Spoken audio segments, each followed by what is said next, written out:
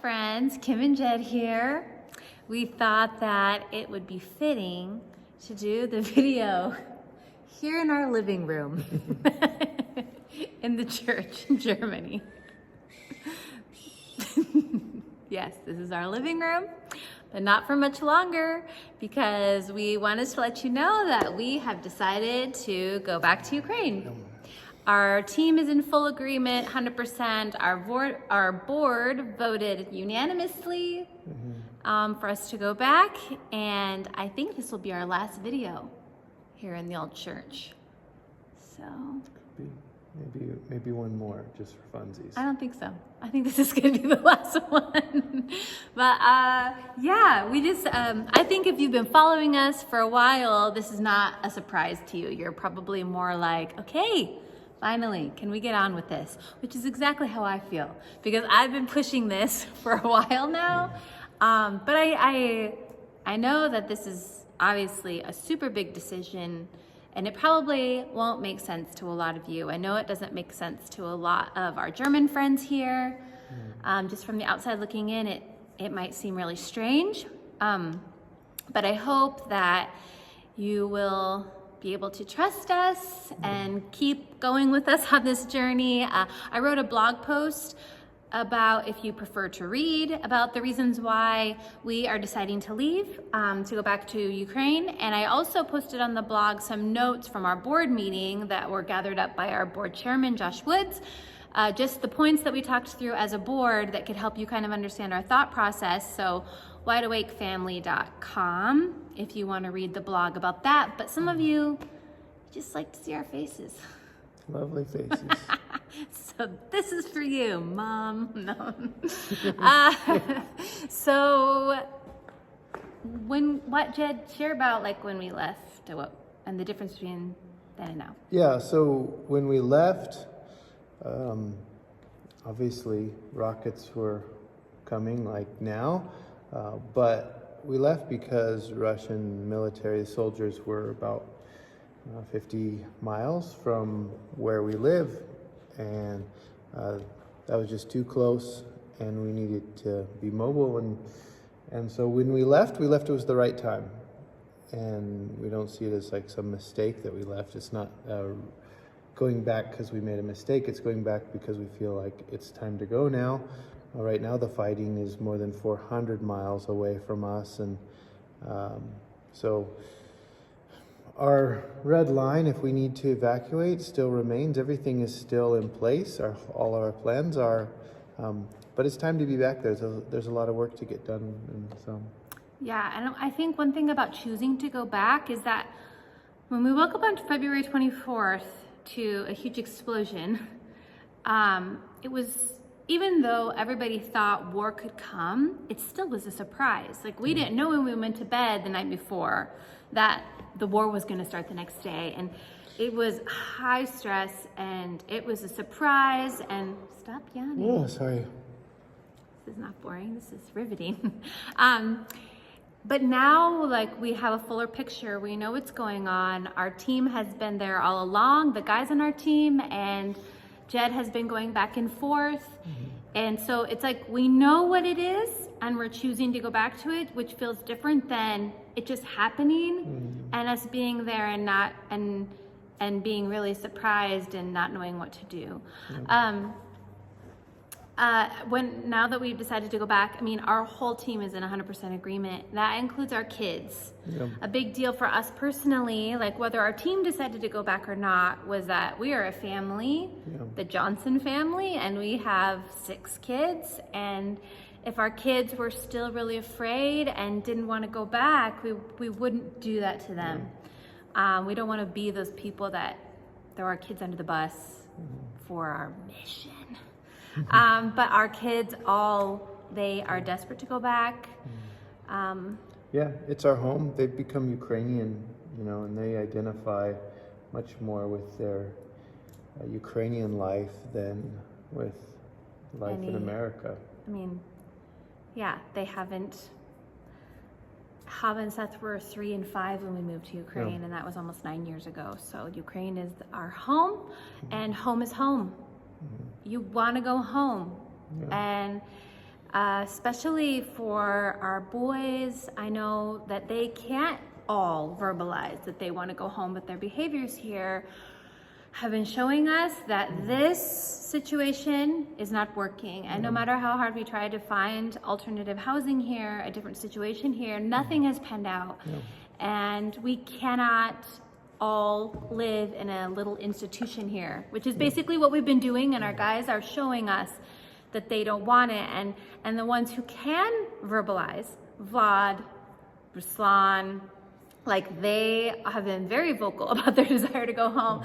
And I told Ruslan the other day, like, today is your last day of work because soon you're gonna go home. And he does this voice when he's super happy, and he was like, Mama. Like, and the whole drive, I drove them to the train station so that they could cross the border on the train, and Oleg picked them up in Lviv. The whole time he was so happy, like, I'm going home to Ukraine.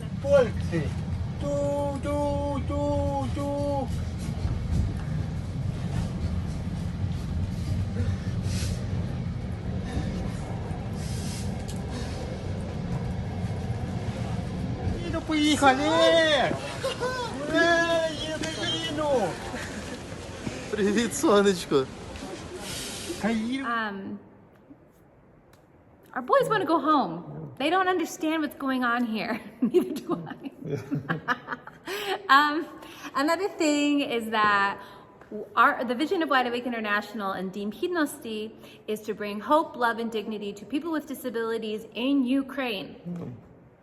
It's hard to do that in Germany. Yeah.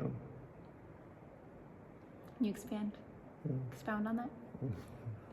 No, you said it. The work is in Ukraine, it continues. And yes, we can still deinstitutionalize and do things here, but it's not our home culture. It's not the home culture for our boys or our team. And so it's disabling to be here. You don't have agency when you don't have language, when you need to wait on the kindness of other people.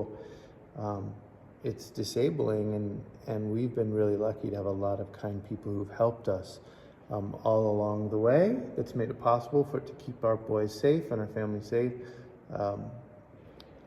But it was really an experience of feeling disabling again, and it makes me think about our boys. And are there other ways that, ways as an organization or in our homes, or is there anything we're doing that is disabling for our boys? Or are we constantly finding ways to enable them to have agency and choice and grow into who they are? So it's time to be back where we have more agency, even if there's risks. It's where we belong. I mean, our goal is deinstitutionalization, and that goal, that need, didn't go away because of the war. Like, it is more of a need. There's more people with disabilities being created every single day in Ukraine. I'm hopeful that as we move closer to the European Union, that this dream of deinstitutionalization will become a reality. I mean, it has to. You can't be in the EU and have institutions like we have in Ukraine. But this is like a frontline work, and now is the time. There's eyes turned towards Ukraine. There's a lot of organizations that are like UNICEF, Lumos, which is the Harry Potter author organization. They're reaching out to us because they want to do this thing of deinstitutionalization, and we're already doing it. And we have a chance to give voice, to give experience, to partner with them, and we can't do it if we're not physically in Ukraine. There's also, can you talk about that center? Yeah, so I was bringing some equipment to the social service office. Our partner Humedica bought a bunch of IT stuff to give to the social service office so they could increase capacity with all the internally displaced In Zhytomyr. People in Zhytomyr. And so I met with them, the director of that office, and the mayor, and they brought up this upcoming project of a day center, a rehabilitation center for children on one side, and the other side will be for adults. And we spoke about vocational training and integration, and the mayor asked for our team's expertise and if we could be a support and help some way. And so there's lots of opportunities to support and help and use, our last 9 years of doing this. We have a lot of experience. We have a great team of Ukrainians doing this work, and so we can be a support when we're on the ground there, and we feel like there's lots of needs, there's lots of things you can do, but this is the thing that we're supposed to do, and we want to be there and be doing it. Yeah. So another reason that we want to go back is just like, and it's not, this might sound like really like idealistic or to be in solidarity with our country, with people in Ukraine. I mean,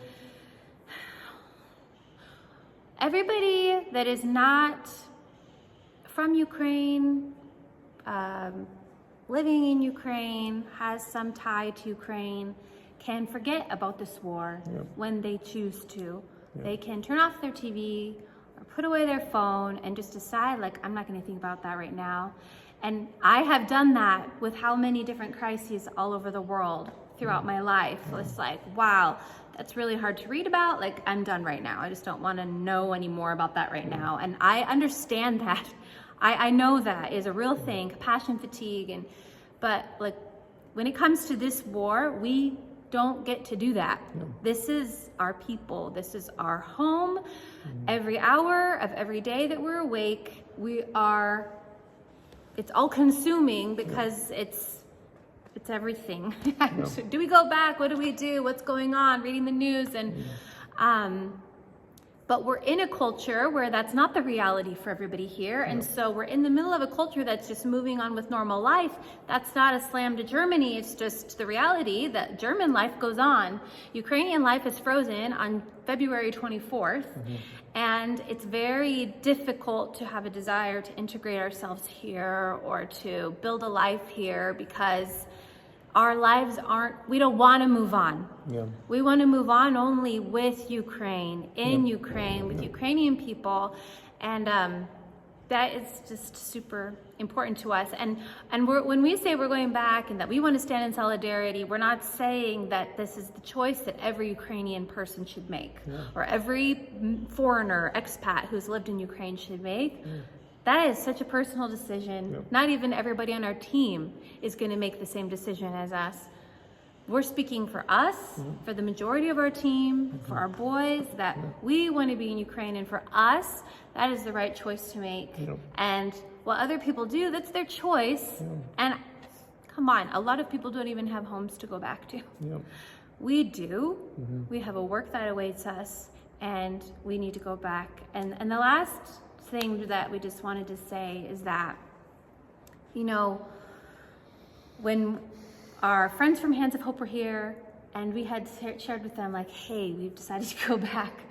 And then the very next morning, a city was bombed really close to where we live in Zhytomyr.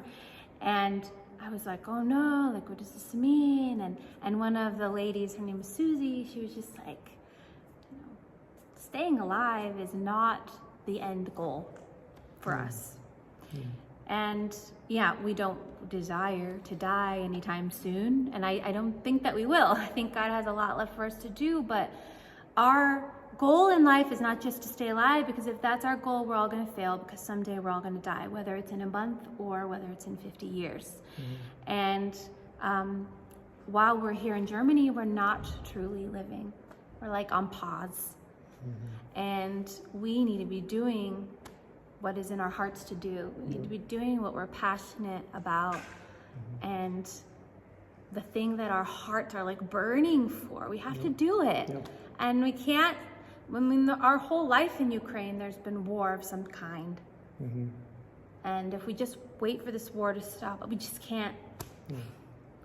We have to get back there. So so we've started the phase of going back, started taking some of the team and the boys back already, and they're getting everything established. We're just, rather than everybody going at once, we're just taking little groups, so the integration is a little slower and not so abrupt. We're gonna go to the US. Josh Woods is running our US office, which is a huge relief. And I thought you were gonna say, which is a huge office, and I was like, what? It's a huge, Yeah. I think it's just his laptop and him. Yeah, yeah, but it's a great relief because he's better at a lot of this stuff than I am. I think I talked about that before, but And anyways. you don't have time to Yeah. do it. Yeah, I how it don't have needs to be time done. to keep doing that, but I need to sign a few things over so he can keep running everything while we are in Ukraine. We want to see family, share with some of you guys, and spend some time just sharing some stories. So I will do that, and yeah, by the third week of July, we should all be rolling back into Ukraine together. And we have the best team in the world. Yeah, Like, amazing. you know, some of our boys are there with our team. A couple of them are still here with us here in Germany, but we don't worry about them while we're not there because our team is amazing. Yeah. And this is not just work for them. This is also like Yeah. the people that matter most to them. Because they are Dim Hedonisty, they are wide awake. It's not a Jed and Kim thing anymore. It stopped being that a long time ago, and it's being led by our Ukrainian team, and we just get to be along for the ride, share the stories. Yeah. So Yeah. So that's our decision. You know, it's okay if you don't agree. It's okay.